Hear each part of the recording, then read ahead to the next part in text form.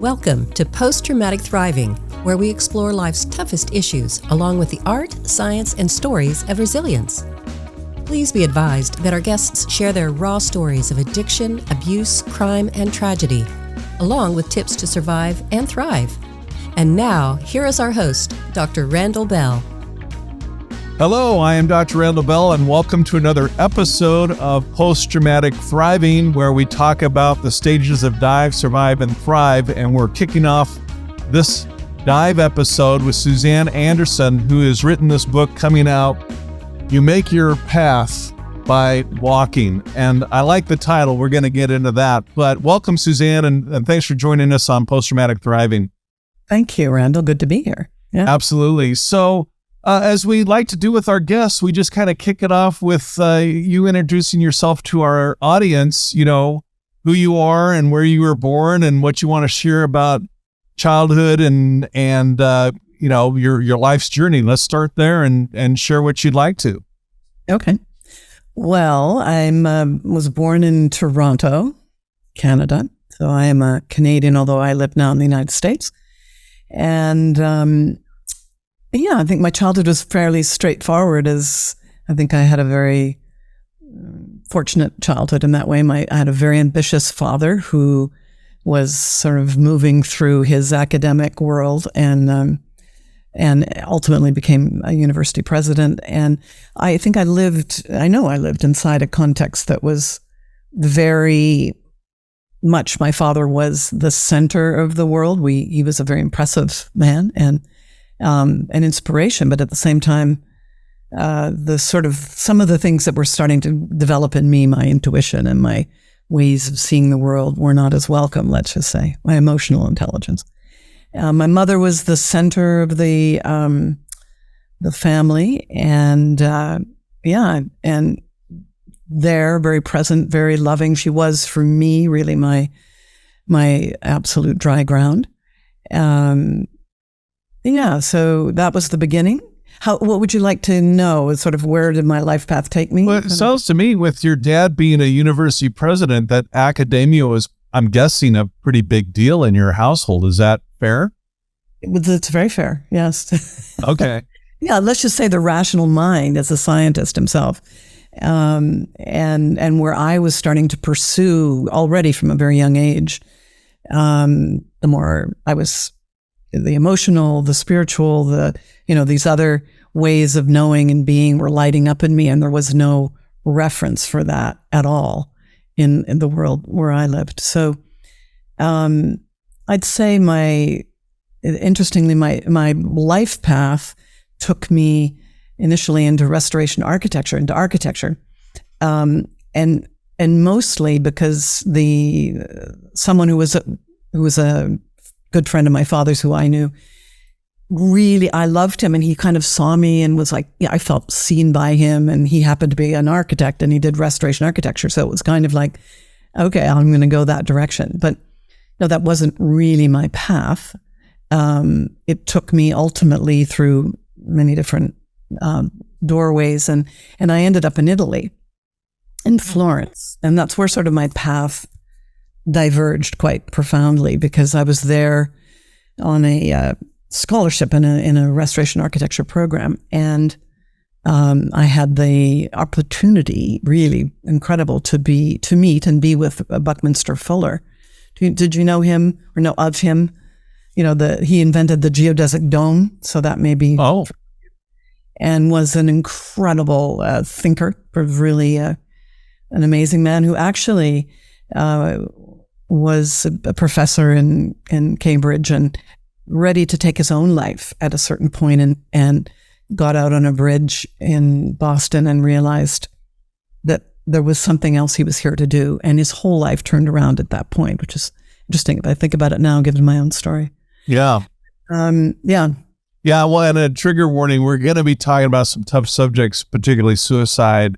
And so for folks who need to practice self-care, take a break if you need to, or just be aware of that's the topic of this particular episode. So Did you, by the way, getting back to your childhood, did you have siblings or were you an only child or how? I had siblings, very much so. Yeah, I was the second eldest, and then a brother, and then I'm 10 years younger, a sister. Okay. Yeah, very connected, very close, and I'm still very close with my siblings. Oh, nice. Okay. And so, correct me if I'm wrong, but it sounds like your childhood was pretty secular. Is that fair? I mean, as opposed to having any religious context? Yeah. Yeah, in fact, when you have to write on little school forms your spirituality, I was told to write, but I had no idea what it was. Unitarian. What is that? Still don't really know today. It's some form of kind of united church. I don't know, really. It was just a name to write down. But that was interesting because I was having these experiences when I was younger of what I would now call, spiritual, little like seeing beyond my ego, but I had no context for it. And at 18, or right after high school, a neighbor gave me this little book called On Having No Head by Douglas Harding. You probably would know it, although he was a known teacher in a non-dual spiritual tradition. Well, I didn't know that. I just read this book and it was like, oh my God, like there's one person in the world who's having the experiences I'm having. I have to go and meet him. It turned out he was in England. So it was quite a thing for me. I ended up going there, actually. It was the opening of my own spiritual path. But in a way, that was because I had literally no other context other than I wasn't pushing away from a religion or even going toward a religion. I just was going toward this experience and this person who talked about what it was to see or to live beyond the ego. That's really interesting. So what I'm getting is that in your household, your dad being a university professor, it's very academic, it's very secular, but you personally are having some spiritual experiences in your growing up years. To what extent that you're comfortable, can you share some little context of what that might look like, or what the spiritual experiences I was having? Yeah, I know it's a personal thing, so I'm not, I'm leaving it up to you what you're comfortable sharing. Yeah. Well, I would say the experience was I picture this viscerally. We lived right on the ocean in New Brunswick now. This is Eastern Canada. And our home was right on the ocean. There was a cedar tree that looked out at the beach. And I would go sit in the cedar tree I'd climb up it and sit and be looking out. And I had the experience of being one with the tree, of watching the seagulls and feeling I was the seagull. Like I could literally leave my little personality, with all the struggles in high school, and I was connected to something so much larger. But it was a little disconcerting, now that we're talking about this. I don't think about it that often, but because I was Dr. Anderson's daughter and kind of known in a certain context, and I felt a lot of pressure to be doing well in school, and I did do well in school, and I was an athlete and so on. I looked a certain way on the surface, and I knew that I kind of fit what I was supposed to fit. And then I was having these other experiences, and I was a little afraid that, like, was I crazy? Not exactly crazy, but what's wrong with me? Like, that's why I didn't tell anybody. I didn't even know how to talk about it. I knew it made me very happy when I was in those places, so it didn't feel like it was bad. It wasn't until I read this little book on having no head, where I felt like I'm not crazy. That was like this moment of, and actually, it was a defining moment in my life, because I was getting ready to go to university, and I said, I have to go to England and meet this man, Douglas Harding. And my father ultimately drew the line and said, you have to do 1 year of university. I will not pay for your education if you do not at least do 1 year of university before you travel. And I felt kind of like it was a big split with us because I chose to do that because I didn't want to have my university paid for. Spent the whole year planning my trip to England, and then went the next year. Fascinating. And, going back to where you fill out the form, I've heard of universalism, but universalist, I don't know if that's the same thing. I don't think so. Unitarian is, and it may be a Canadian thing. Should look up. It's a form of some kind of Presbyterian, probably, church. Yeah. Okay. But it sounds like your family didn't attend church on Sundays, I'm guessing. Definitely not. No. Okay. Fascinating. I'm going to have to look into that because that's one I hadn't heard before. I'm curious why that's interesting for you, because that's an interesting thing to be just exploring, like the religious context. Well, I like to know the world. I enjoy studying worldviews, and I just returned from a trip to India where I was looking into Hinduism and Buddhism, and I was shocked to come across a Hindu temple that was over the top. It put any mega church in the United States to shame in terms of its gold and idolatry and over the top excess. And it's just an aside, but I just enjoy looking at different worldviews because I learned something from each one of them that I look at. I guess that's my basis for being interested. Well, and it's actually, I think the conversation, I'm seeing some little threads of connection inside myself. I like talking about this, although, it's not the normal way I'm talking right now in podcasts around my book, but it's true that there were seeds and even those early experiences that were preparing me for the tragedy that happened, actually. Yeah. I get that. So, I guess when I come across a new term, when it comes to worldviews, I'm always just curious as to what that kind of looks like. And, but on Hinduism and Buddhism, particularly from this trip that I was recently on, I find that fascinating. I find all worldviews fascinating. I study all of them from atheist to agnostic to Christian, Hindu, Buddhist, Jewish, Islam. I was just in Istanbul in October. And I just like to see what worldviews work for people and what it is about them that help. So that's and also one thing we're here to talk about trauma. Chapter 11 of my book, Post-Traumatic Thriving, is dedicated to kind of people's spiritual journeys, whatever they look like, because the science, the academia actually is pretty clear that those who have some kind of spiritual connection tend statistically to do better than those who don't. That's not to say you can't. I've known plenty of atheists and agnostics that have an important cause. They contribute to humanity. So I hope I don't come across being judgmental saying that, but in terms of having some kind of cause or spirituality, that does reconcile nicely with the topic we're dealing with trauma. So you find yourself in Florence. Is that kind of where we are in your timeline? Right.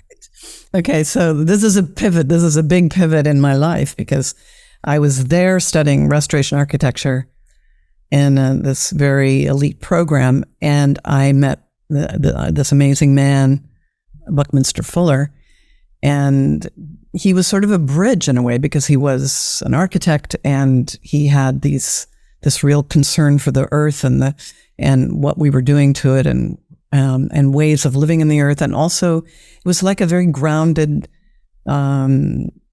awake, I could say, or in a spiritually awake person, and they're at the end of his life, so I was very fortunate to meet him. But that kind of opened the door, and the people that I met to ultimately follow I ended up heading in a different direction and ended up in a spiritual community in northern Scotland called Findhorn, which some people might be familiar with. And then from there, in a very, this is like a kind of, you think of like your soul path, your destiny line unfolding. Mine was certainly not straightforward at all, and ended up living in this very intentional community. We were building geodesic domes, And I was learning a lot about life and about education, which was actually a real love of mine from the beginning, teaching. But I didn't feel like that was an option. You know, it was like that was if my view then was you were a teacher or a nurse if you couldn't be a doctor or an architect or a lawyer. It was sort of the split for me when I was younger between the path of the way I saw my mother, who was a teacher, and the way I saw my father. And something started to fall away at that phase of my life where I actually started to realize that I loved to teach, and I began to teach. So, all right, I'm kind of fast forwarding through a circuitous route here. That then took me, ended up being in the consulting world through that pathway, people I met, and doing, I worked at Outward Bound and other experiential outdoor education centers. Like really my interest was, I would say, how to ground in the body, learning. And so I think outdoor education became an interest of mine. It was the early phase of all of that. So it was sort of in the pioneering world of bringing that kind of experience into corporations. And because it was early and it was impactful for people, it took off. The consulting practice I was a part of really took off. And that was a big piece of my life for probably 15 years as a leadership consultant in Fortune 100 companies. This is in the early 90s, when a lot of big companies were having to learn how to be more nimble and share power and collaborate and do all that. So how did you morph from, by the way, were you back in Canada at this time, or? I was back in Canada. I was about to go now and live for quite some time in France. Yeah. Okay. So you're kind of going between Europe and Canada, sounds like. Yeah. Okay. And so what I'm kind of getting at, I mean, I don't know if you like this word or not, maybe it doesn't apply, but you kind of grew up being the daughter of a university president sounds pretty privileged, but my impression. But you're growing up in this privileged life with a prominent father. Sounds like he was, education and academics were obviously important, and he kind of laid down the law with some of that. But you was secular, the kind of the five senses, but you had discovered a kind of a sixth sense on your own, but you didn't talk about it. But it was some experiences you're having that went outside of the normal five senses. Is that fair so far? Yeah. Okay, we can do that. I can go there. I can that way. Yeah. Okay, that's kind of how I'm interpreting. Let's just say I'm heading now through the teaching I'm doing in the consulting. Yeah. I'm in the social sciences and psychology. Yeah. And that my whole family are actually scientists, as it turns out. They're much more in the more mainstream science world. So but as I became a very successful management consultant, that helped to bridge with my father for sure, because he could, I'm working with IBM and I'm working with all these well-known companies that he knows, and the world that he couldn't really understand started to make a little more sense to him. Yeah. That's interesting. Okay. And you're consulting with IBM and the other big companies was, I just want to get the geography right. That was back in Canada. Yeah. Well, I was based in Toronto. Okay. That's where the consulting practice was, but I speak French and also Italian. So I was actually going back and forth doing all the European clients. We actually got this incredible program, my consulting group called Transformational Leadership. IBM ended up hiring us to train all of their senior managers worldwide.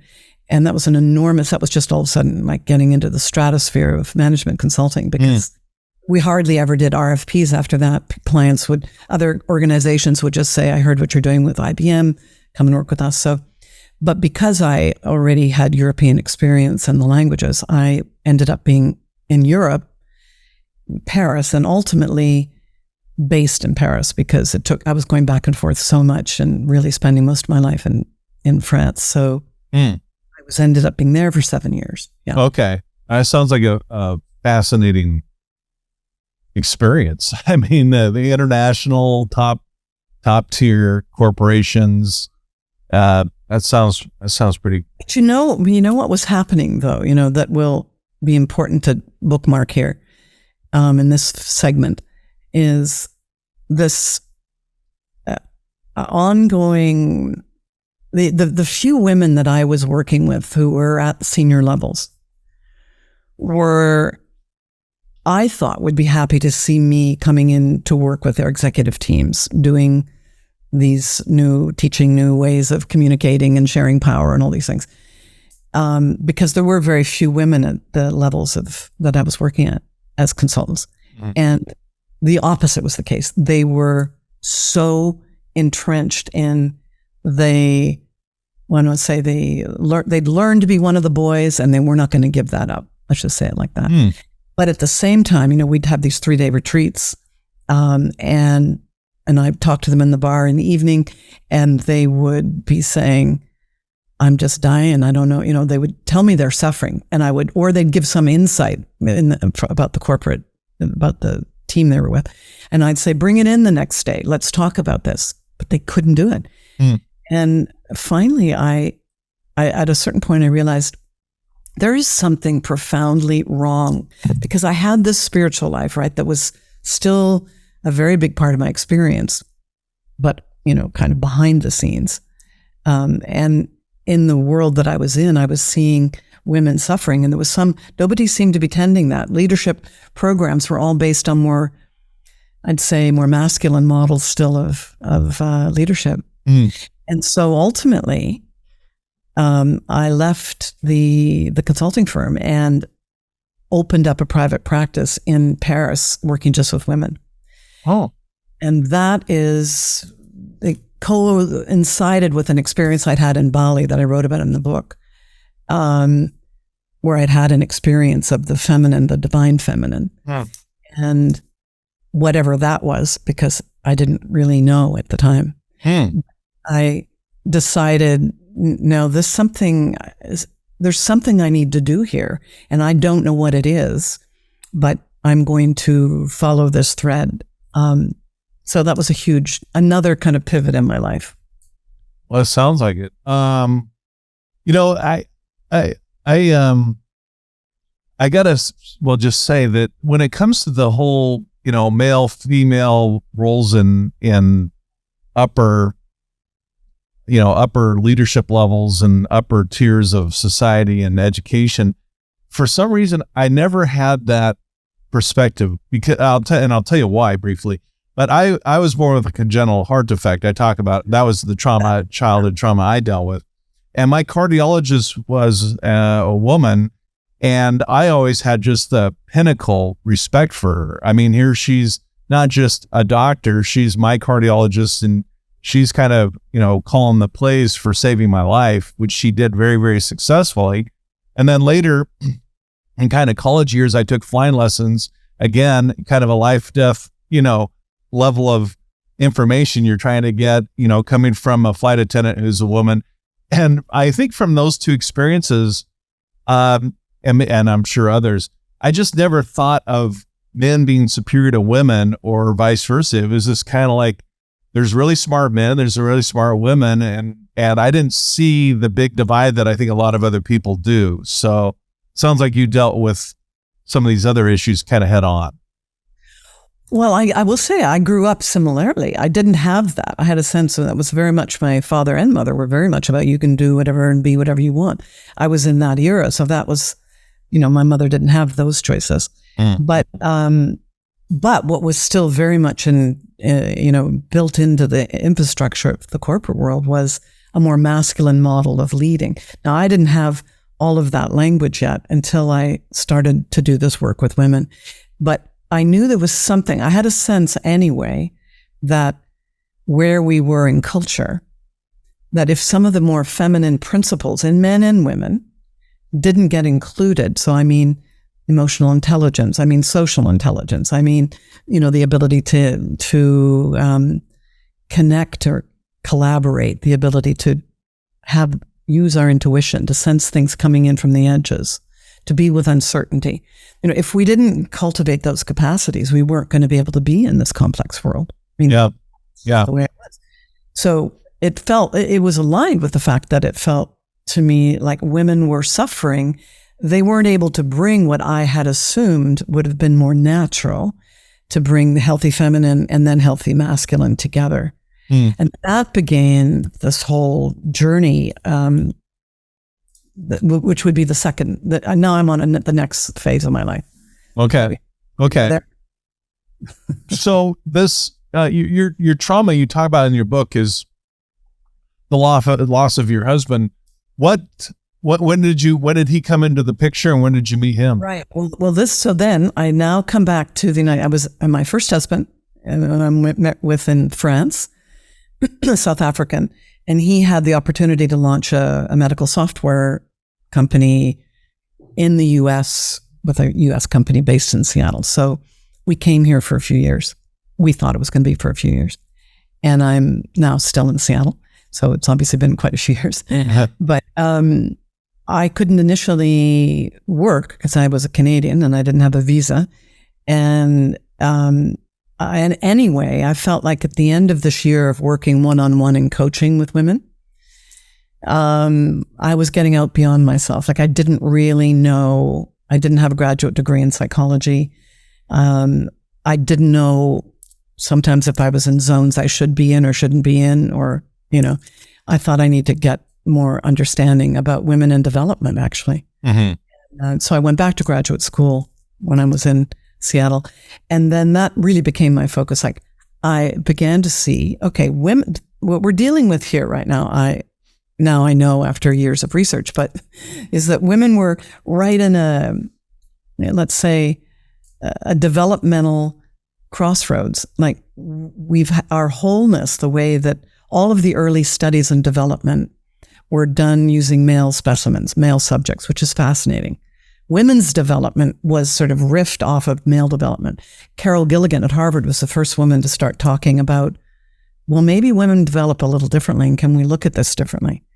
And that's what I started to do. So once I could actually work, once we decided to stay in the United States and I had a visa, I began that work, and I embedded the programs I was doing in the university so that which was interesting because it's sort of the return now. I'd avoided my father's academic world at all costs. And then it's so interesting that sort of on my own terms, I came back, and I was very deliberate about it. It's like, I didn't want this work with women in leadership to be off in some, little eddy pool over on the side. I wanted it to be mainstream. All right. So all of that's happening. 10 years of that research, we actually discovered some things that were, I think, that are a contribution to understanding this evolutionary moment we're in the midst of. And we were my co-author and I were getting ready to publish our book. We'd finished the manuscript of the first book, which laid all of this research out. That was the end of 2012. And now we're coming into the next story, because January the 3rd, 2013, I came home and found my husband dead. So that's where we are. And I cannot imagine what that experience was like, but were there anything going on? Well, first of all, where did you first meet him? Yes. Well, I had, we have to do that part. Let's do that part. That's in the happy part. Okay. Yeah. So I had my first husband and I were having challenges. Actually, we're trying to get pregnant, and I do write about this in the book. It was for anyone that's been through that, they'll know how the challenge of what the sort of the press that can be in a relationship, having many miscarriages and going through all of that. So our marriage was falling apart, and it did fall apart. And maybe 6 months later, I think I met David. I had been to a concert at he had this incredible property just up the road from where I lived on an island now near Seattle, where he had brought the antique, incredible temples and various buildings from Indonesia. That was his world. And I'd gone to a concert there, and I had recognized or seen, asked somebody, whose place is this? And they had said, oh, it's his place. And it just looked like a very interesting man. I thought, an interesting man, but I was still at that time in my marriage. So that's when we first met.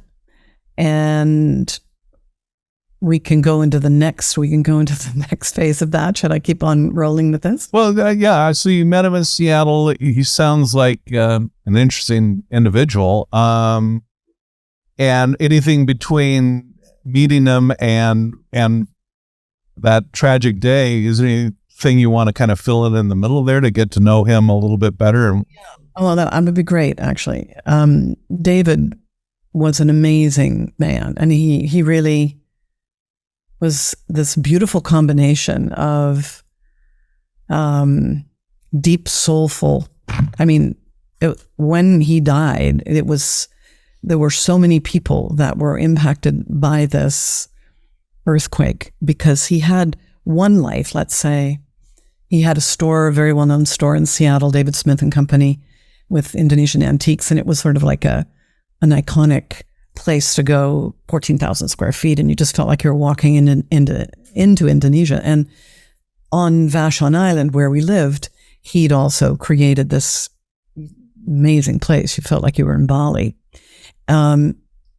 But he also had this deeper, I don't know, in the years that I knew him, we were together for 10 years.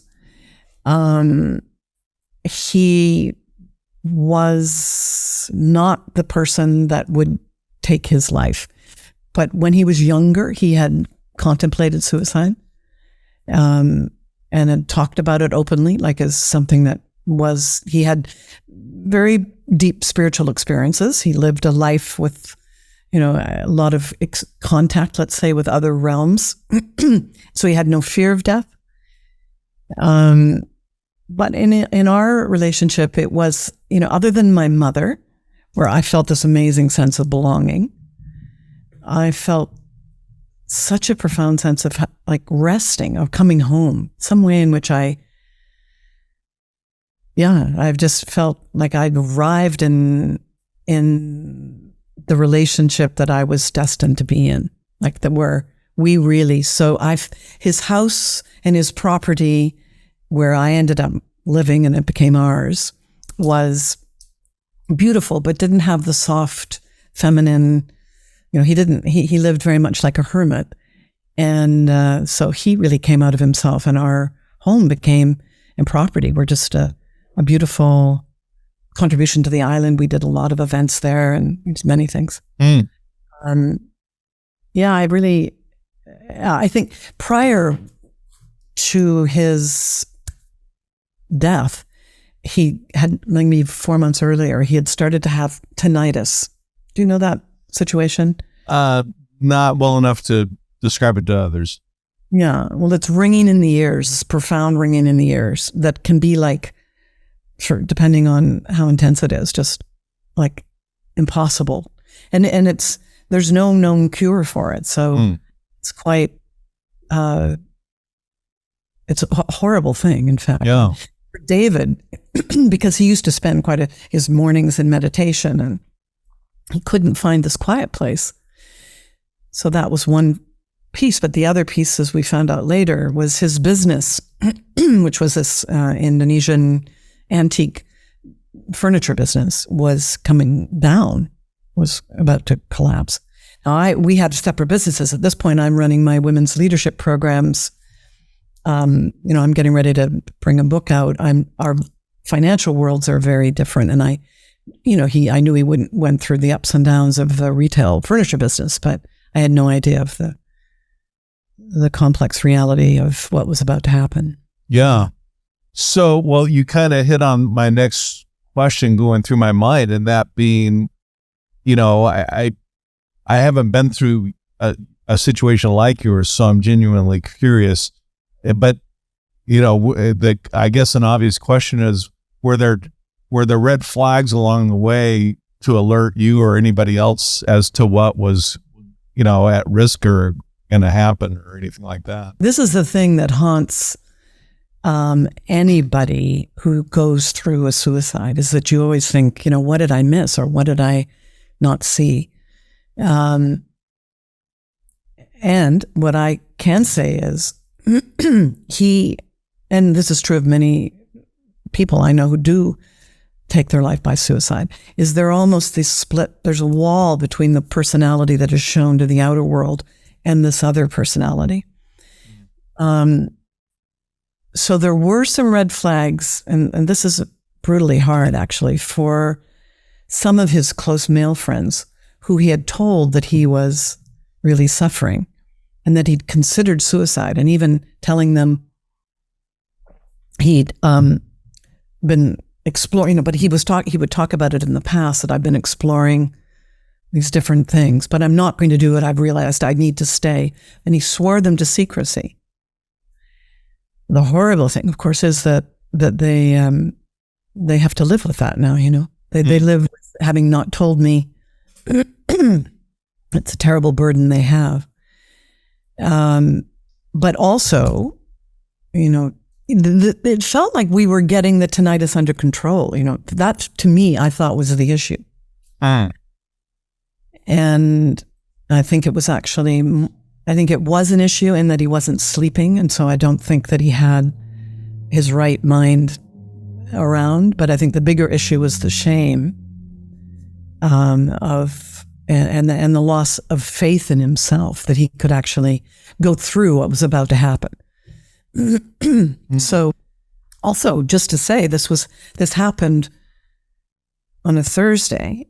There was a wedding 2 days later on the Saturday of his niece, his beloved niece, who was marrying the man that he introduced her to, who was the son of his good friend and partner in Indonesia. So, who ran his business who ran his business in Seattle. So all the Indonesians were in Seattle. So just to say, no one would imagine that he would take his life. Even if he were to take his life, those friends that were a little worried about him and not telling me would never have imagined he would have done it then. Yeah. Wow. That makes it even more perplexing and baffling, I guess. So what I'm getting, Suzanne, is that this came as an utter shock out of nowhere. Is that fair? Well, here's the thing. 100% my conscious mind, utter shock. I'm supposed to go away 5 days later to launch a first program after taking time out to write the book. Book is ready to come out. David is an enormous support for both of these things. Like, this is my moment to come up and out in the world with all the research I've done. Now, at that level, it was like impossible. And then, but 2 months prior to his death, I had started to read these books, and I was like obsessed. Journey of Souls, Destiny of Souls. I don't know if you know any of these. The Tibetan Book of Living and Dying. They're basically stories or descriptions of what happens when a soul dies and what are the levels, what goes on the other side. Like, I could not get enough of it. David used to say at night in bed, I'd be reading these things and I'd be saying, oh, it's so interesting. The Tibetans say it like this. And then the hypnosis that this other guy talks about it says it like this, but here's where they really agree. And it was like you studying all of your perspectives. It was like, this was fascinating to me. And he would say, well, you should get a fiction book. I mean, why is that all so interesting for you? But it makes me wonder, if there was some way, some part of me that did sense this was coming, like some unconscious part, because there's no question that having done that was hugely helpful for me when he did die. Because I felt I had some idea of where he was or where he was going, or some understanding of the dimensions beyond this one that helped me. So, it's kind of a mix for me. And I write about this in the book. I can say I knew how hard it was for him to live with the tinnitus. The most heartbreaking part, really, Randall, is that he could have gone through this. That's what we always, any of us who are left with a situation like that, you think, we would have been there for you. Yeah, it would have been hard, but we would have helped you through it. And that I would just say that now, to anybody who's on that precipice. It's like there's a sense that happens on that suicide edge of, I am all alone and I can't go on. And it isn't true. It just isn't true. And you only need to take the one step of reaching your hand out to discover that it isn't true. And that's deeply, deeply unfortunate that he could not do that. Yeah. And how old was David when he passed away? He had just had his 60th birthday. So relatively a lot of years left. A lot of years left. Yeah. Oh gosh. Yeah. Yeah. And my guess is that the wedding was a tough, bittersweet event. Is that, you tell me? Oh, wow. Well, and I do write about this in the book, because the way, for me, everything was like, the heroic part of me, let's just say, was shattered.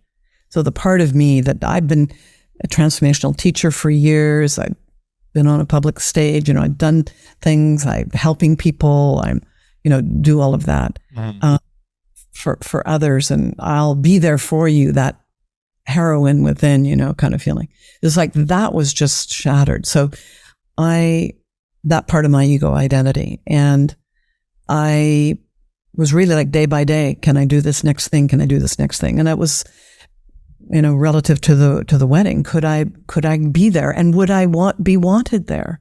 Was I a blessing or a curse? Would I remind everybody of the tragedy, or would I let them know that because I am there, love is what wins in the end? Or, like there were many difficult decisions to make.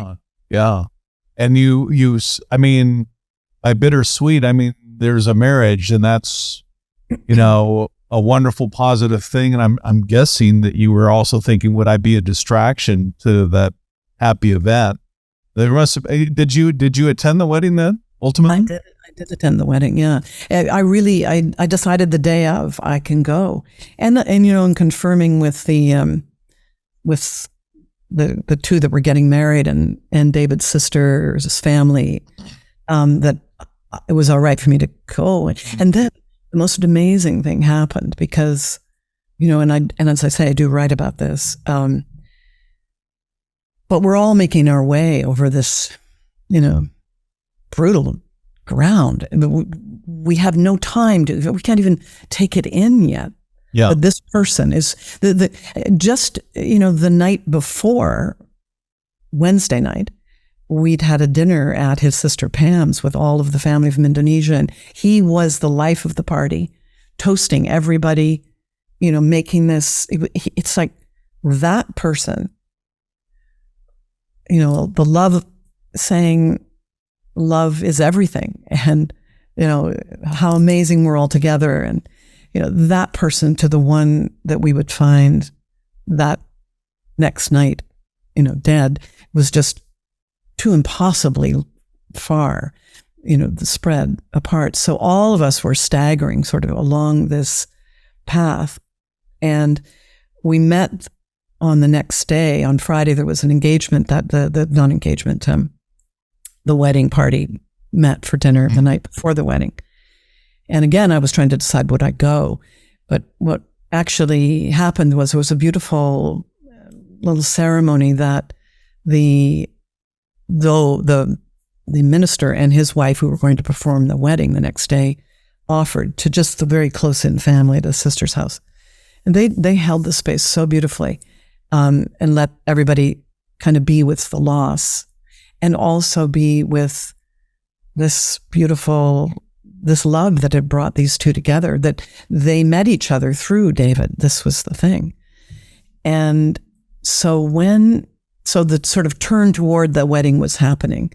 And then when I got there on Saturday, it was, I just wanted to sit at the back, and be invisible so that I wouldn't be a distraction, as you were saying, but just get in the way of anything. It was just, and his sister, Pam, an amazing, brave woman, incredible woman, asked me if I would walk down the aisle with her. So her son, Peter, who was also David's super close nephew, they were very,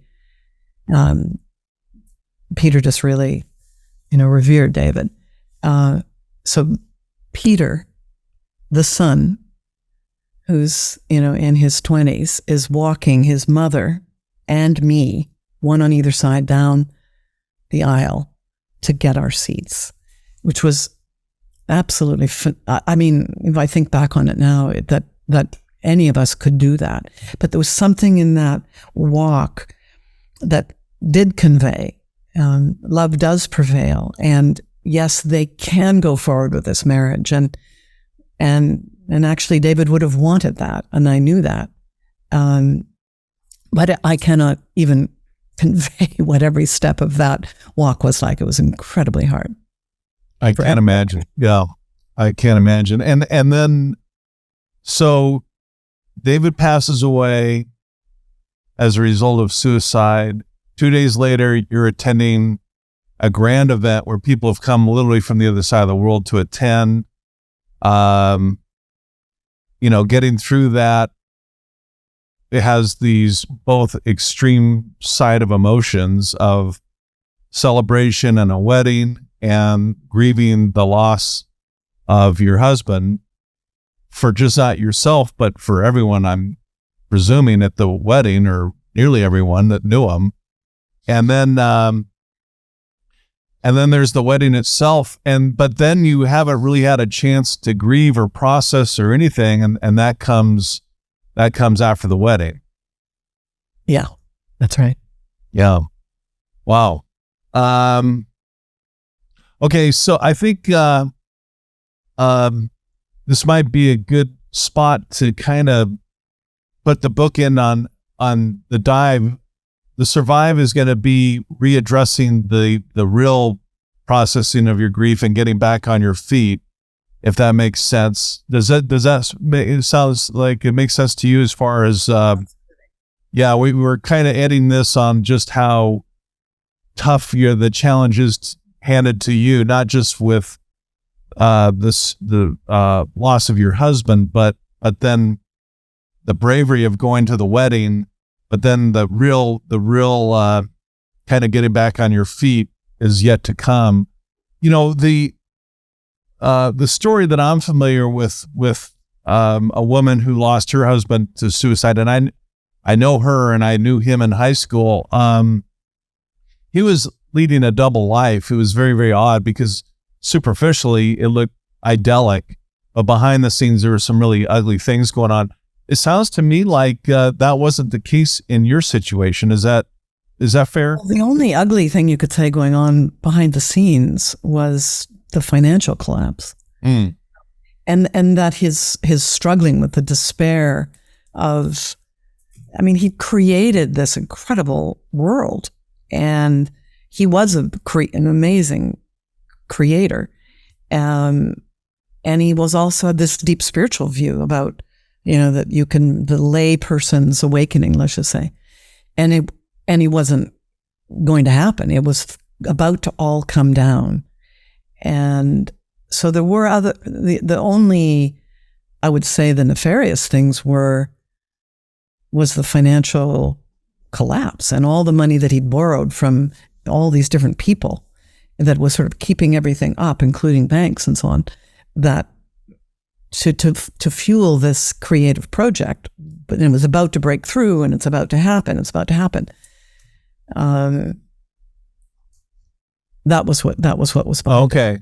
I didn't realize that was part of the story. So he did have issues going on, financial issues with the whole operation. So and his creative project, both in our property, which was this literally, as I said, I mean, it's like going to another part of the world, this art that he'd created there. And then in Indonesia, he had another antique building he was renovating, restoring, that was just absolutely incredible. These projects were his love, but it was all staying, it was like a castle in the air, you know? Mm.